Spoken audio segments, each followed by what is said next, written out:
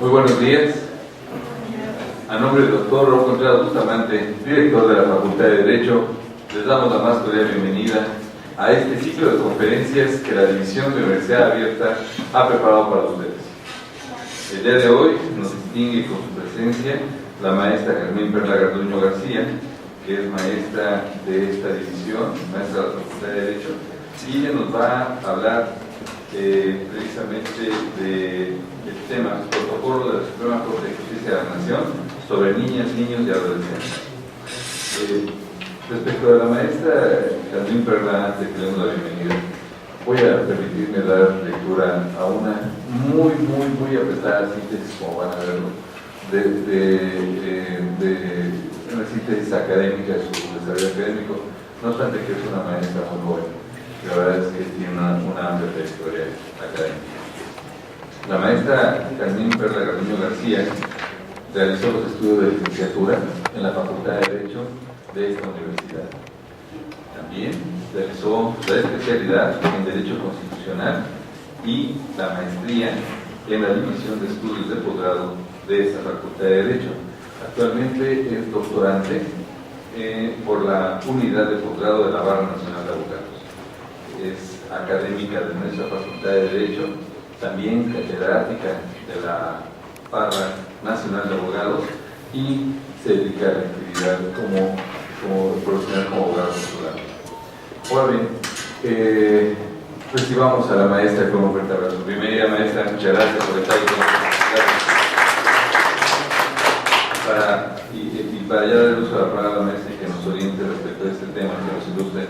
Nada más quiero comentar este tema en particular, he visto una gran importancia debido a la reforma constitucional en derechos humanos de 2011, pero sobre todo porque al elevar al ramo constitucional todo el aspecto de convencionalidad y derivado de la Convención sobre los Derechos del Niño y el hecho de que en los últimos años el Estado mexicano ha estado realizando una serie de instrumentos, ha suscrito una serie de instrumentos internacionales, desde luego se requiere dar una mayor, amplia protección, no tanto protección ya, sino que el lugar que requieren, que deben de tener esos jóvenes. Entonces, sobre todo nuestra población infantil. Es que sin mayor preámbulo, le tenemos el uso de la palabra a la maestra que es toda especialista. Maestra, muchísimas gracias y bienvenida nuevamente. Buen día a todos. Agradezco su asistencia, agradezco la oportunidad a nuestro director, el doctor Raúl Contreras Bustamante. Muchas gracias, señor maestro Fausto Razo. Agradezco también a la maestra Cona por la organización de este evento. Y creo que, como bien señala nuestro maestro Fausto Razo, el tema de convencionalidad articulado con el tema de protección a la infancia es de suma importancia, mucho más tomando en consideración que la reforma de 2011 vino a generar un parteaguas, rompiendo una serie de paradigmas que se tenían con relación a la interacción y con relación a la participación de los niños respecto de los procesos judiciales. Esta conferencia tiene como propósito dar a ustedes las bases que tiene el protocolo de actuaciones justo para la participación de los menores dentro de procedimientos judiciales. Como todos sabemos, o bueno, lo presumo que sabemos porque ya tiene muchísimos años, la Convención sobre los Derechos del Niño es de las convenciones pues, más aceptadas en el mundo, ya que es ratificada por casi todos los estados. Hay sus excepciones, como Estados Unidos y algunos estados que todavía no están constituidos en sí mismos como un estado. Pero bueno, con relación a América Latina y Caribe, que es la zona donde nuestro país pertenece, tenemos 35 países que la ratificaron. A nivel mundial son 195, es una convención importante. Y esta convención, a su vez, tiene 3 protocolos facultativos, uno sobre la venta de niños y prostitución infantil y pornografía infantil, otro con relación a la participación de niños en conflictos armados, que es muy delicado, y un procedimiento de comunicación entre el comité y obviamente la efectividad de los artículos de la convención.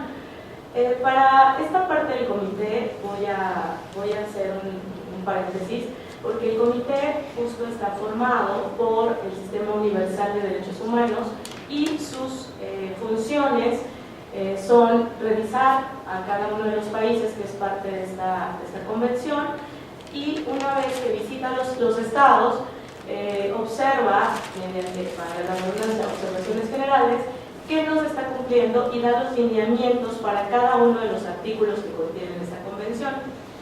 Así las cosas, tenemos varias observaciones generales que son un contenido muy rico y que su función es aumentar o extender o explicar la interpretación de los artículos que contiene la propia convención. Hasta ahora van 17 observaciones generales. Ahora voy a resaltar algunas también que tienen que ver con procedimientos donde se involucran a niños, niñas y adolescentes, aclarando que para el sistema universal solamente la connotación niño implica aquellos sujetos, porque ya no son objeto de derechos sino sujetos, que van de los 0 a los 18 años. Ellos no tienen, como en México, esta clasificación de niños y adolescentes. Para ellos todos son niños. De los 0 a los 18 años son niños para el sistema universal. E incluso en algunos otros países la adolescencia, para nosotros desde los 12 a los 18, cambia. En algunas de los 15 a los 18 o incluso aumentan a los 21, ¿no? como en el caso de Estados Unidos. Aclarando, por ejemplo, Estados Unidos no suscribe la convención, pero sí suscribe los protocolos. También eso se puede uno pueden firmar solo con relación a los protocolos y no así al fundamento que es la convención. Bueno, respecto de estos instrumentos internacionales, también se tienen otros que de alguna manera se articulan con la parte del sistema interamericano. Hasta ahora hemos visto, o es un poquito más por decir, antiguo en cuanto a tiempo, del sistema universal. Y ese es el fundamento. Pero también tenemos un sistema interamericano y así las cosas, hay varias convenciones o instrumentos internacionales que tienen que ver también con protección de niños. Uno es la Convención sobre el Consentimiento para el Matrimonio, edad mínima para declarar el matrimonio y su registro. Esto, mucho más en los países de Medio Oriente, adquiere una importancia relevante, porque todos conocemos de estos matrimonios arreglados o matrimonios celebrados con niños, ¿no? O con adolescentes. Convención sobre los efectos civiles de cooperación internacional de menores, Convención Interamericana sobre conflictos en leyes en materia de elección de menores, Convención Americana sobre obligaciones alimentarias, Convención Interamericana sobre restitución internacional de menores, Convención sobre la protección de los menores y cooperación en materia de adopción internacional. Cuando decimos que el sistema interamericano tiene también estos fundamentos, para nosotros esto tiene una relevancia porque formamos parte del sistema interamericano. Y si bien es cierto, su fundamento y su base es el sistema universal, también la Convención Americana sobre Derechos Humanos, en su artículo 19, señala que todo niño tiene derecho a las medidas de protección que su condición de menor requiere por parte de su familia, de la sociedad y del Estado. Grosso modo, con estos antecedentes podemos observar que sí contamos con una serie de constructos normativos internacionales que nos permitirían una protección hacia los menores. Y esto tal vez rompe el paradigma de la necesidad tanto de reforma como de creación de leyes. Las tenemos. ¿Qué pasa? El problema fundamental es que no se repetimos. O que, por supuesto, no contamos con los mecanismos que permitan articular con las instituciones estos ordenamientos jurídicos. Justo eso es uno de los retos y parte de las recomendaciones que se realizan en las sentencias en su momento de la Corte de San José es instrumentar, y también por supuesto la Comisión de Derechos sobre Niños siempre habla no tan solo de crear las leyes, sí, tenemos que armonizar nuestros ordenamientos internos a estos instrumentos internacionales, pero además de armonizarlos, se tiene la necesidad de crear en las instituciones los mecanismos físicos o los espacios físicos para poder hacer valer lo que dice estos instrumentos. Con base en ello, la Suprema Corte de Justicia de la Nación en 2012 tiene un muy atinado, incluso es considerado de las mejores acciones a nivel internacional que se han hecho en los países, creando un protocolo. Este protocolo del cual vamos a hablar hoy solamente va a ir con relación a los niños, niñas y adolescentes. No obstante, la Suprema Corte de Justicia de la Nación, se los dejo como dato y tal vez dato de interés para que ustedes lo consulten, tiene protocolos sobre niños migrantes, tiene protocolos sobre personas indígenas, tiene protocolos sobre personas con discapacidad, y estos protocolos que buscan instrumentar la aplicación de todos estos tratados internacionales. Se creó por primera vez en 2012, pero luego en 2014 se integró, podemos decir que se remasterizó, y creó, armonizó los sistemas universales y el sistema interamericano de derechos humanos. Me encantaría que esta conferencia en algún momento los motivara a que ustedes consultaran directamente el protocolo. Lo pueden bajar de la página directa de la Suprema Corte de Justicia de la Nación, está al alcance de todos, y si no, con todo gusto nos vemos en clase y les presto el protocolo para que le puedan sacar copias, no puede ser, porque creo que no tiene desperdicio todo el protocolo, y ahora de forma integral se llama Protocolo Interamericano y ya tiene todos los protocolos integrados, ¿no? El primero de ellos, insisto, es con relación a niños. ¿Por qué un apartado especial de niños? Porque tenemos una justicia que su base es para adultos. Todo lo que tenemos diseñado, las instituciones, el tipo de procedimientos, las instalaciones de los juzgados, todo está diseñado para adultos. No hay un sistema y no hay una parte especial para los niños. Y esto, por supuesto, es sumamente delicado.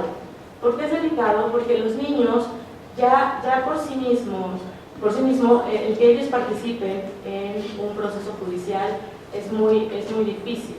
Y si le sumamos que nuestros juzgados o que las instituciones donde ellos deben de desahogar diligencias no están adaptadas para ellos, pues es una doble victimización, ¿no?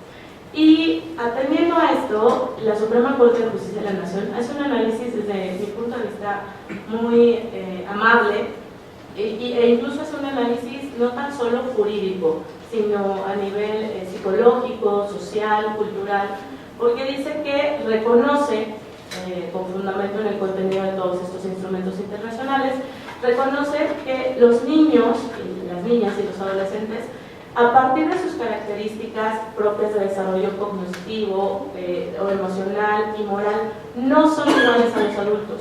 Y esto creo que lo suena muy lógico y muy racional, no son iguales a los adultos. En consecuencia, no pueden ejercer su derecho a la justicia en las mismas condiciones en que los adultos la ejercemos.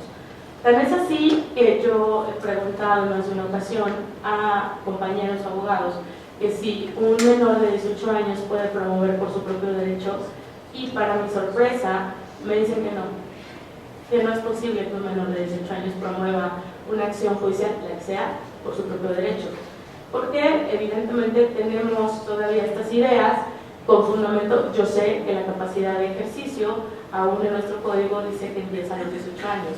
No obstante, insisto, debe armonizarse con esta convencionalidad que ahora tenemos, y atendiendo a esto, sabemos que los niños ya no son objetos de protección del derecho, ahora son sujetos, y esta parte de sujetos les permite ejercer, los faculta ejercer por sí mismos sus derechos. Entonces, claro que pueden promover por sí mismos acciones judiciales. Pero ¿cuál es su fundamento? No es un fundamento interno, es un fundamento internacional. De ahí la importancia también que este tipo de instrumentos tengan una difusión, sean conocidos por ustedes, y en su momento con ellos busquen el fundamento de sus razones, como el binomio de todo abogado, ¿no? Fundamos y motivamos. Por supuesto que tenemos fundamento, en este caso es fundamento internacional. Ya vimos, grosso modo el marco normativo, insisto que es muy interesante. Ahora, con relación a las observaciones generales, me gustaría resaltar algunas, porque tienen que ver con procesos judiciales y de esta manera son la base también del protocolo del que estamos platicando hoy. La observación general número 5 habla de medidas generales de la aplicación sobre la Convención de Derechos del Niño, y cuando habla de medidas, también habla de la creación de estos mecanismos que se deben generar para hacer efectivo la aplicación de la Convención, y la aplicación no tan solo de la Convención sobre Derechos del Niño, la aplicación de cualquier tratado internacional dentro del Estado que se refiere. La observación general número 10 habla de los derechos del niño en la justicia de menores. Cuando se refieren a la justicia de menores, tocan una serie de materias. Por ejemplo, en materia administrativa tenemos menores inmigrantes, tenemos menores con discapacidad, tenemos niños de la calle, una serie de factores que tocan a menores y que tienen que ver con la parte administrativa del Estado. Y la creación, por supuesto, de aquellas instituciones que brinden la protección a menores, como casas hogar, algún tipo de refugio, un tratamiento especial, incluso a los niños migrantes. Muchos de estos niños migrantes no acompañados de adultos, es muy delicado, hay un apartado y un protocolo también para esto. Y la observación general número 12 me parece que es muy rica. En algún momento tuvimos una conferencia que hablaba sobre el derecho del niño a ser escuchado. Insisto, vivimos en un mundo diseñado para grandes, para adultos, grandes entre comillas, ¿no? Para adultos, para personas que presumimos tenemos esta capacidad de decidir por nosotros mismos. Y también presumimos que ellos no, los subestimamos. Ahora, más adelante voy a hacer esta acotación, porque sí me han cuestionado sobre, bueno, el derecho del niño a ser escuchado, pero si es un niño pequeñito, yo digo, sí, hay mecanismos también, y hay personal especializado, peritos en psicología o en pedagogía, que bien pueden comunicarnos qué es lo que ellos quieren transmitir. Entonces también podemos escucharlos de diferente manera, pero podemos escucharlo. Justo por eso este protocolo es diseñado para tomar en consideración estas diferencias. La observación general número 14, que habla sobre el interés superior del niño, que en su momento vemos que es uno de los principios fundamentales. De hecho, es el principio que nosotros tenemos ya contemplado a rango constitucional. También en algún momento platicamos de este principio y se los voy a comentar también más adelante. ¿Qué pasa con todos estos instrumentos internacionales?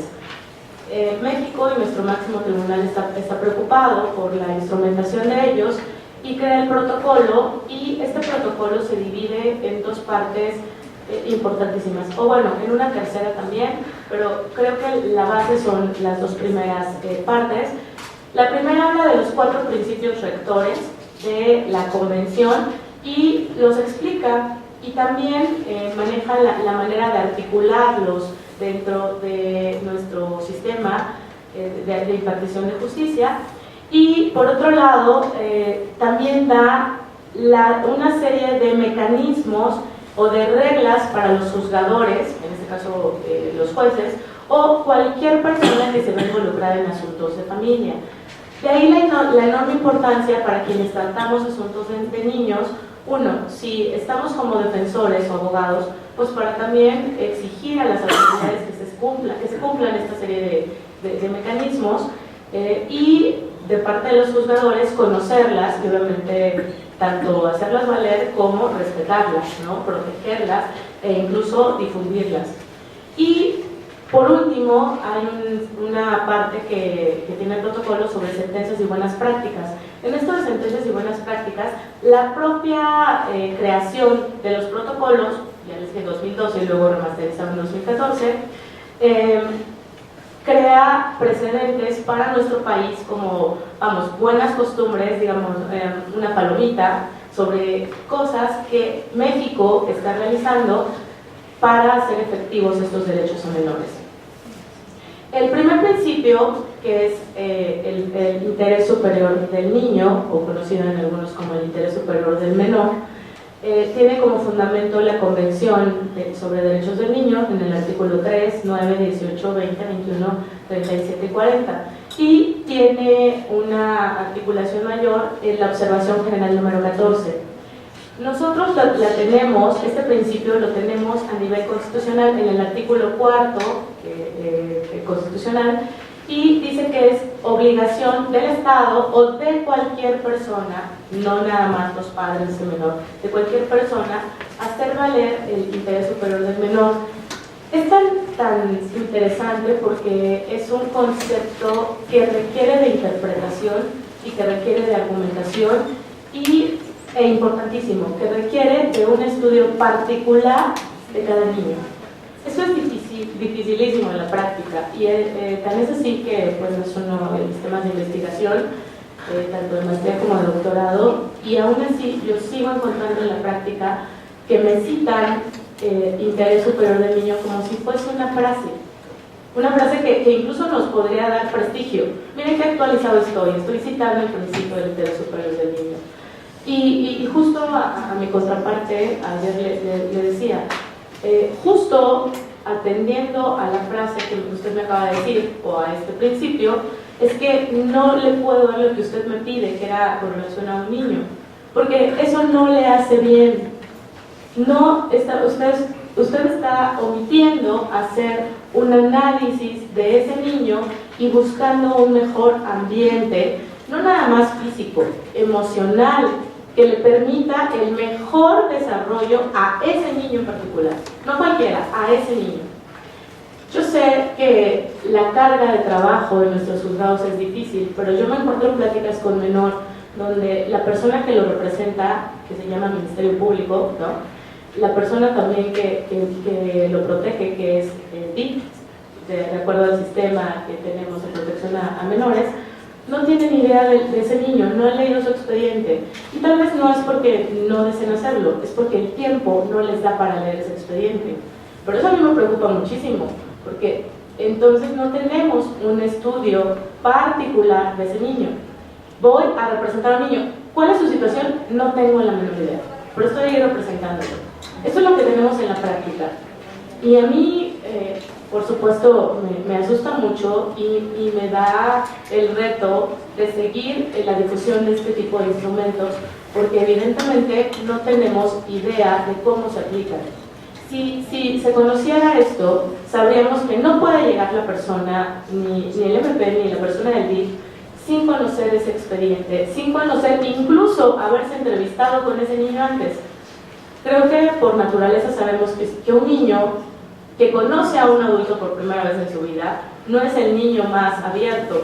Obviamente su propio sistema de interacción y de comunicación con otras personas no le permite tener esta apertura. Si nosotros como adultos tampoco la tenemos, pues mucho menos se la vamos a exigir a un niño, que per se es vulnerable y su comunicación no es igual a la de los adultos. Entonces, este principio, ¿de qué se trata? La doctora Mónica González Contró, que es citada en este protocolo, y a mí me encanta porque creo que es una de las personas que más sabe de estos temas y a la cual yo quiero y admiro mucho, dice que podemos tomarlo como un criterio hermenéutico y como un mandato para todas las autoridades. Viene una serie de descripciones sobre las cuales a mí me gustaría resaltar una que dice: requiere necesariamente de argumentación, y esto se les olvida, insisto, de argumentación. No basta con mencionarlo, es necesario que vaya acompañado de una argumentación reforzada sobre por qué dicho principio debe ser considerado.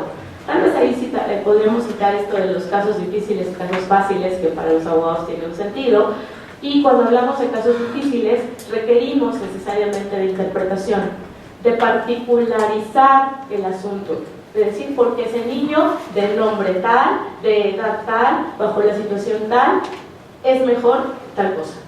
Esto no pasa en la vida real, y sí es importante conocerlo y en su momento exigirlo directamente en los juzgados.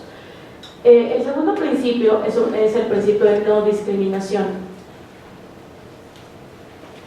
Nosotros en los constructos jurídicos no lo tenemos instrumentado todavía a nivel constitucional, como sí lo es el primer principio, No obstante, lo entendemos y podríamos utilizar el artículo primero o el artículo de igualdad o de dignidad que sí tenemos a nivel constitucional para tener esto. Además, la Convención en su artículo 2 habla sobre esto de la discriminación.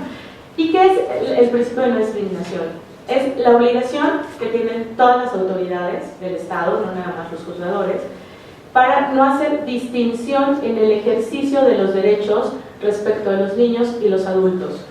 Y luego retoma una parte importante. Hay niños que no nada más son discriminados por ser niños, que ya creo que eso es mucho.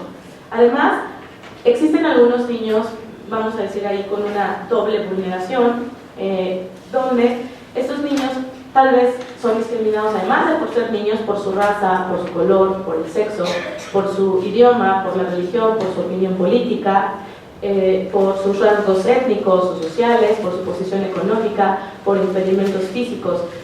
Esto nos da una clara idea de que los niños la tienen doblemente difícil. Imagínense a un niño, ya por per se es vulnerable, migrante, ¿no? Y de una comunidad indígena y de un dialecto. Lo tenemos complicadísimo. En un proceso judicial. Esto nos habla de la importancia de conocer esto y de crear los mecanismos para que este niño sea protegido y por supuesto tenga una efectiva impartición de justicia, no obstante todas estas cuestiones que él tiene por sí mismo. Debemos de brindarle la protección no nada más especial, no, una protección amplia y particularizada. Esto no se nos debe olvidar, amplia y particularizada.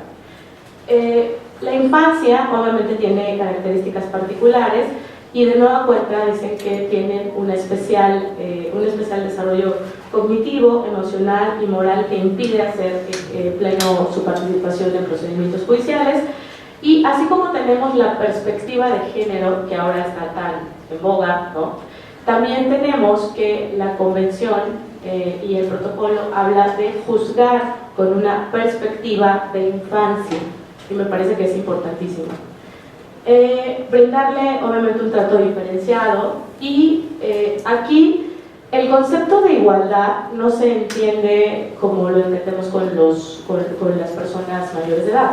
El concepto de igualdad debe entenderse como un trato no idéntico, sino como un trato que detecte la discriminación existente y que le dé medidas especiales. Fíjense, normalmente la igualdad decimos trato igual. No, aquí no. Aquí justo la igualdad se refiere a trato diferente. Ellos no pueden ser tratados con la igualdad. Tampoco pudieran ser observados, o tampoco sus diligencias en las que ellos participen pueden ser hechas de la misma manera en que son hechas para un adulto. Y en los tribunales encontramos que sí son hechas como si fueran para un adulto. Y el lenguaje que debemos utilizar con ellos tampoco debería ser como si fuera para un adulto. El siguiente principio es el derecho a opinar en todos los asuntos que afectan y sean debidamente tomadas en consideración sus opiniones. Obviamente tiene como base el artículo 12 de la Convención y la opinión general número 12, lo que conocemos como el derecho del niño a ser escuchado. Y en todos los aspectos que involucren sus derechos, o en su caso aquellas decisiones que se deban tomar y que tengan afectación en su vida, los niños deben ser escuchados cuantas veces sean necesarias. Y esto en la práctica es complicado por la propia agenda de los juzgados. Cuando yo les menciono a los jueces, es que necesito otra plática con menor, me dicen, no, ya tomamos una, ya obra en los autos una. Yo, sí, pero no pasa nada si yo te vuelvo a solicitar otra y estás obligado a volverlo a escuchar. ¿Por qué? Porque la situación del menor es muy posible que haya cambiado por las características propias de los niños.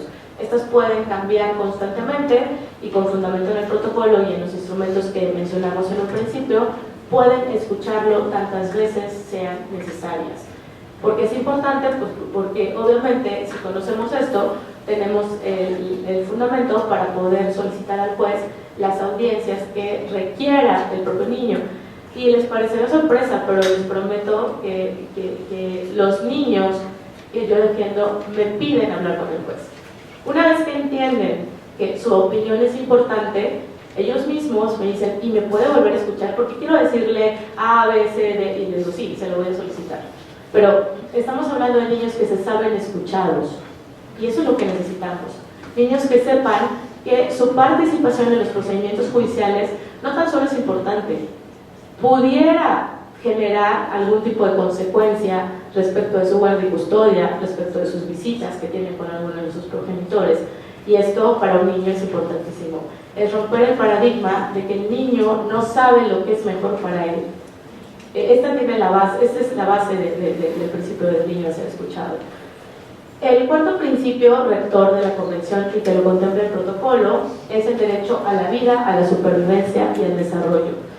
Y bueno, esto pareciera muy sencillo, pero creo que si nos preguntamos si en todos los estados, no nada más en México, en todos los estados del mundo, en verdad protegemos la vida, la supervivencia y el desarrollo de los niños, nuestra respuesta sería que no. Y tal vez así que nosotros vemos niños de la calle aún sin esta protección de parte del Estado, aún sin esta protección de parte de los organismos internacionales, porque no llegan. Y bueno, si hablamos de estados en situación de guerra, ni platicamos, ¿verdad? Porque tenemos un panorama no nada más oscuro, sino un panorama que en lo personal me llena de impotencia. Por ejemplo, la guerra de Siria. ¿Qué podemos hacer si no podemos entrar? Si estos estados ni siquiera son, responsables en algunas ocasiones ante los comités internacionales o ante la propia ONU, ¿no? No sé, una de las reglas de derecho humanitario es no podemos atacar hospitales y sabemos perfectamente que son atacados. No podemos atacar escuelas y sabemos que así lo son. Entonces, es necesario la difusión y, por supuesto, no tan solo tenerlo en papel, eso lo tenemos, la efectividad de todos los instrumentos y todos los constructos legales que se tienen y que, por supuesto, no son aplicados. ¿De qué requieren? Pues de la difusión y del respeto que los estados firmantes tengan para con ellos. Este principio es interesante porque no nada más habla del desarrollo y de la protección cuando los niños, vale la redundancia, son niños. No, sino qué consecuencias tiene. Y retomo otra vez esto de los países en guerra, porque no hace mucho hicimos un análisis de la guerrilla de El Salvador, y cuando veíamos las consecuencias que tuvo esta guerrilla para los niños, que ahora son adultos en la actualidad, pues las consecuencias fueron devastadoras. O sea, todos estos niños, los pocos que se lograron salvar, son niños que salieron de su país no acompañados, que en verdad lo pasaron muy mal, y que cuando regresaron a su país sus oportunidades eran pues casi nulas. ¿Por qué? Porque no tenían educación. Son niños que no recibieron ni siquiera una educación básica. Las escuelas eran bombardeadas. De hecho, las escuelas eran parte del reclutamiento que utilizaban tanto los de la guerrilla como las cuestiones militares, el Estado. Y estos niños, uno, no tienen una educación profesional. Dos, la mayoría tienen condiciones económicas de un estrato bajo. Y por supuesto, la consecuencia emocional que en ellos generó pues son conflictos personales, conflictos emocionales. Hay estudios y muy interesantes respecto a esto, y muchos de ellos están tan traumatizados con relación a esto que ni siquiera quieren hablar de ello. Vuelvo a nuestro ejemplo de los niños en Siria. A mí me parece muy, no sé ya ni siquiera qué palabra utilizar, lamentable, doloroso, que hay niños que ni siquiera saben lo que es un estado de paz, porque tienen, no sé, 5 años, entonces nacieron en un estado en conflicto. Para ellos el día a día es un estado en guerra. O sea, no conocen lo que es un estado de paz. Esto es dolorosísimo. Creo que ningún niño tendría que pasar este tipo de cosas, ¿no? O sea, per se, es inconcebible. Este desarrollo y esta protección debe de permanecer durante toda su infancia para crear mejores adultos. Y de ahí, bueno, muchas frases que ahora tenemos sobre si supiéramos la importancia de la educación, de esta cuestión de valores en un niño, tendríamos mejores adultos y tal vez tendríamos mejores ciudadanos también, ¿no? Gente por lo menos presumiblemente más cívica dentro de todos los países. Y en especial yo creo que en el nuestro nos vendría estupendo fomentar este tipo de principios, ¿no? Ahora bien, esa es la base del protocolo. Pero luego tiene el protocolo una parte interesantísima que tiene que ver con las reglas de los juzgadores para implementar todos estos constructos internacionales. Y viene enmarcado en varias fases. La primera de ellas habla de que un niño, cuando participa en un proceso judicial, debe ser informado. Y tristemente tenemos que no es así. Un niño, cuando participa en un procedimiento judicial, el que quieran, vamos con uno sencillo, el que yo veo día a día, que es una plática con menores, llega sin saber qué va a hacer. Yo procuro platicar con ellos antes y decirle: te vas a entrevistar con un juez y dile lo que tú quieras decirle. Por supuesto, al idioma que ellos te puedan entender.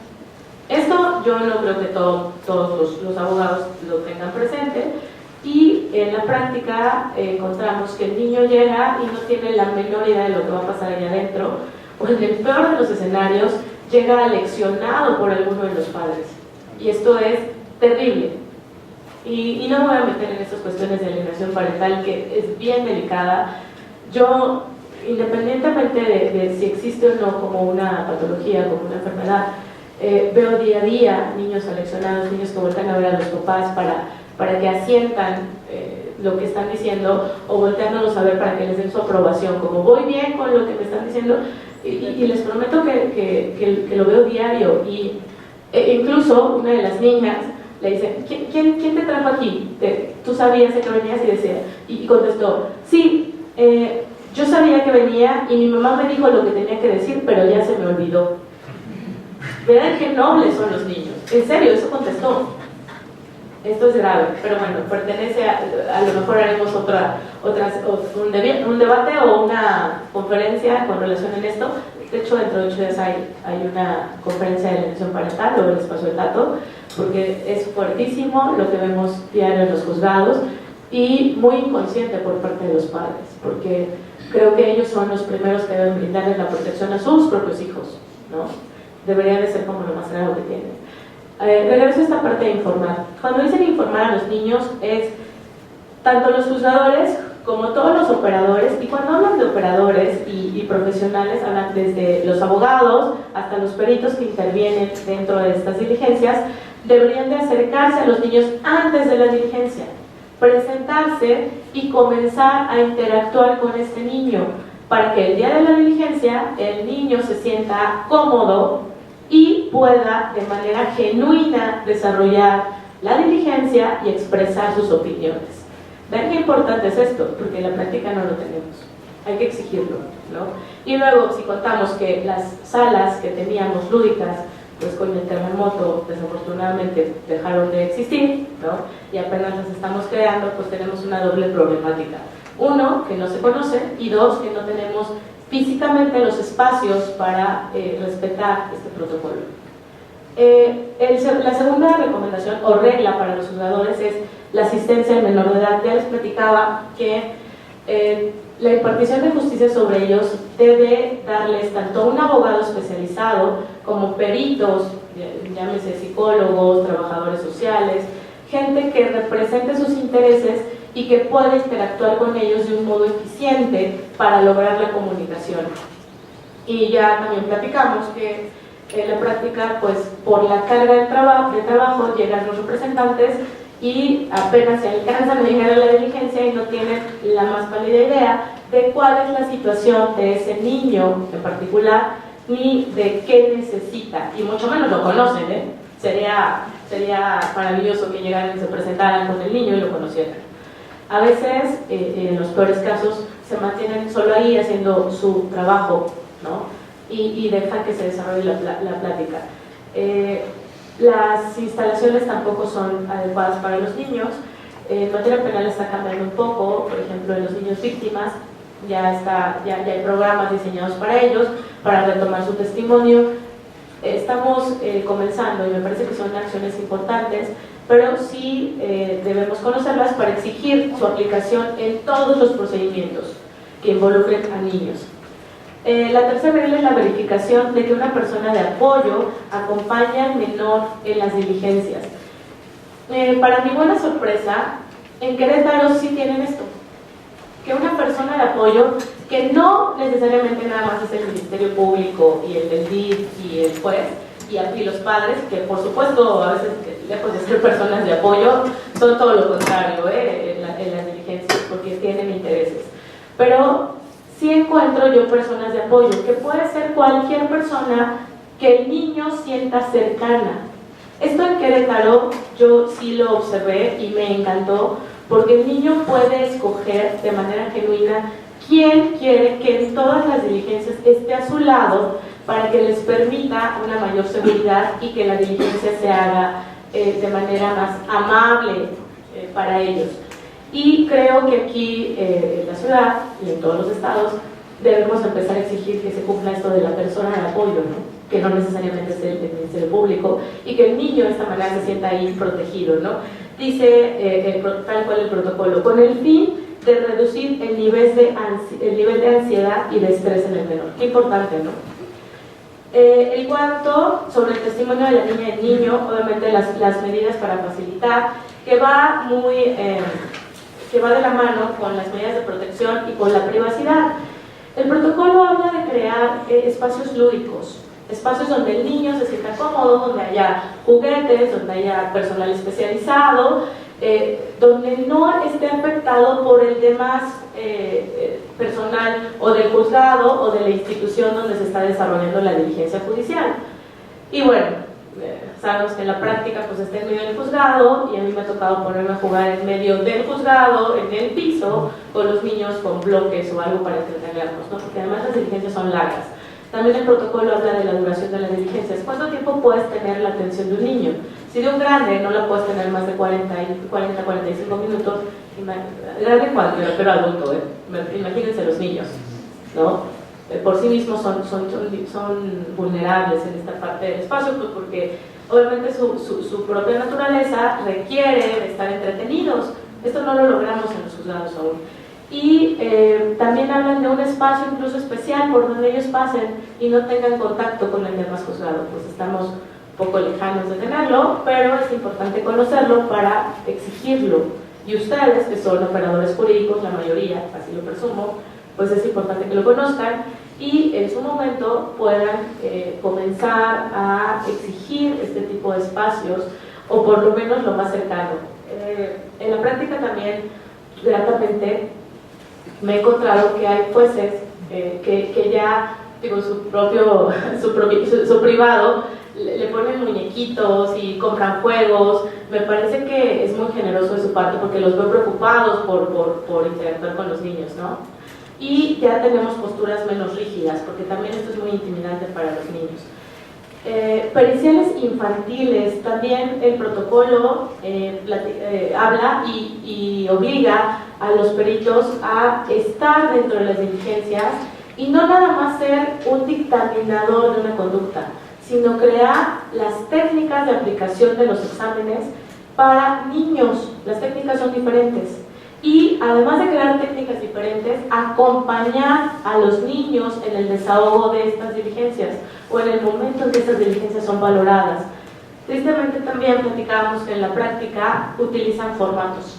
Entonces, me rebasa tanto el número de dictámenes que tengo que realizar, que me da lo mismo el de Juanito que el de Pedrito. Y esto pues es preocupante, porque cada niño, insisto, requiere una atención particular, personalizada, y no lo tenemos. Y por supuesto el acompañamiento es importante.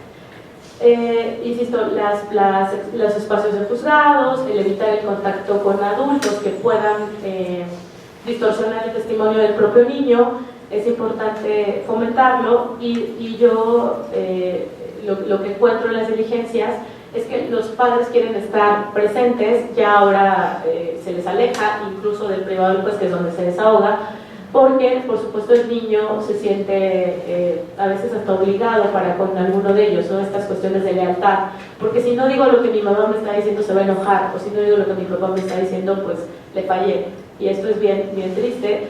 Y hablo, por ejemplo, de los procesos en materia de familia, pero en los procesos penales, si hablas de un niño que ya sea, él haya cometido algún tipo de conducta penal entablada en el Código Penal, o haya sido víctima, pues la tiene doblemente difícil, ¿no? Tampoco los espacios son adecuados, y el acompañamiento que se hace de ellos no siempre es de manera oportuna. Y bueno, les platicaba también que la última parte de este protocolo habla de las sentencias y buenas prácticas. Nosotros tenemos 3 buenas prácticas hasta cuando se emitió este protocolo, que tiene que ver con el protocolo de actualización en 2012, luego en 2014, y algunas sentencias de buenas prácticas y de estupendos intentos para la instrumentación de toda esta convencionalidad tan grande que tenemos de protección, pero pues a veces tan lejana de una realidad. También quiero compartirles que los tribunales colegiados y la Suprema Corte tienen una serie de criterios en tesis y en algunas jurisprudencias que ya hablan de la aplicación del protocolo. Y quiero compartirles nada más el rubro de alguna de ellas, porque para quienes me dicen que este protocolo no es vinculante, la tesis emitida obviamente por la primera sala en julio de 2014, 8 de julio de 2014, dice: protocolo de actuación para quienes imparten justicia en los casos que involucren niñas, niños y adolescentes, emitido por la Suprema Corte de Justicia de la Nación. No es vinculante, dice, tiene valor normativo para fundar una decisión judicial, pero sí constituye una herramienta para quienes ejercen dicha función, y habla de que, si bien es cierto, no es un cuerpo normativo, da reglas de aplicación de los cuerpos normativos. Fíjense qué diferencia, o sea, y esto de la no vinculación pues es relativo, porque las reglas sí son vinculantes. O sea, este fundamento, tanto constitucional como de convencionalidad, hacen que el protocolo o estas reglas sean obligatorias. Estos nada más son los lineamientos, pero qué importante es conocer los lineamientos, ¿no? Y bueno, grosso modo, este es un panorama respecto del contenido del protocolo, y me parece que la importancia de su difusión y de su conocimiento cobra relevancia cuando se trata de niños, que es una población tan vulnerable y creo que nos necesita. Muchas gracias.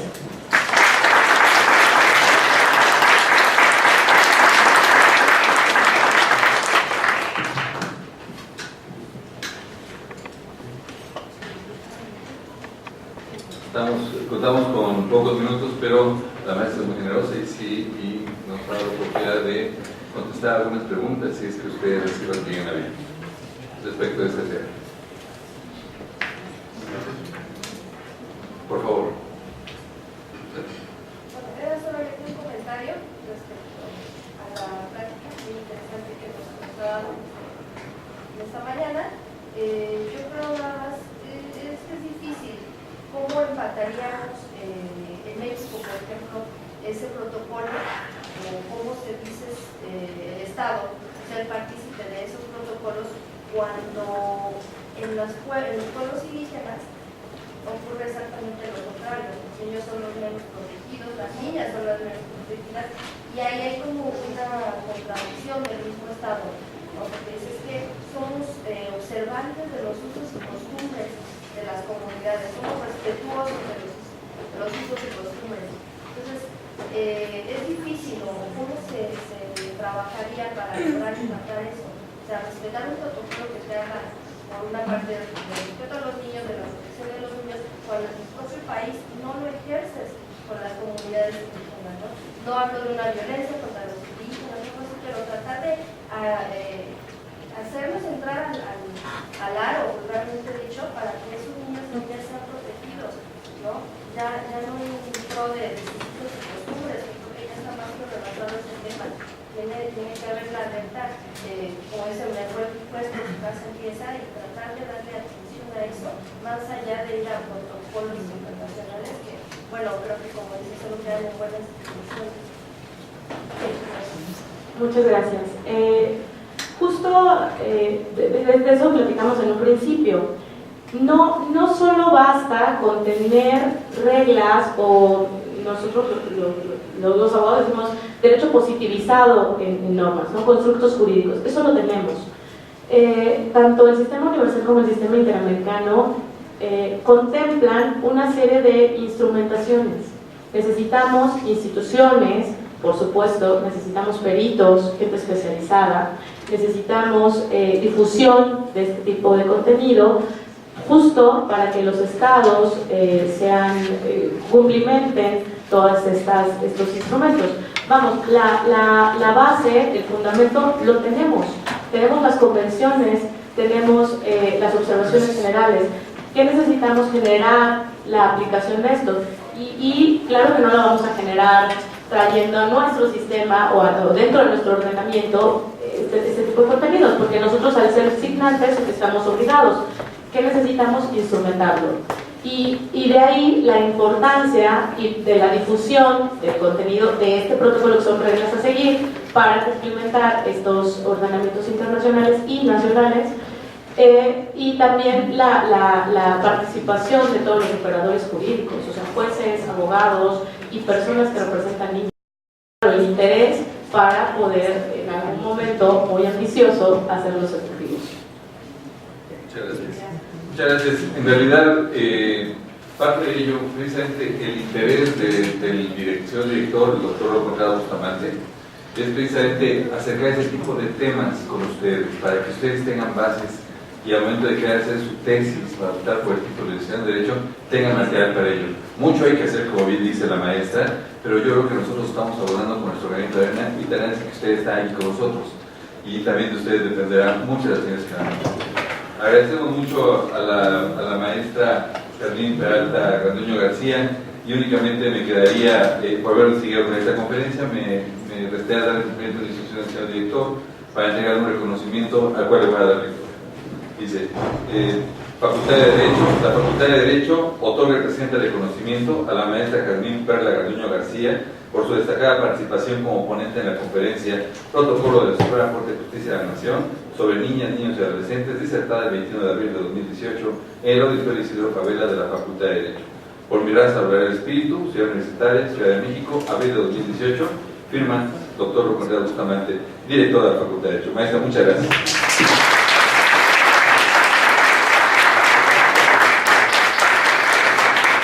Muchas gracias y les invitamos para que continúen con nosotros en la siguiente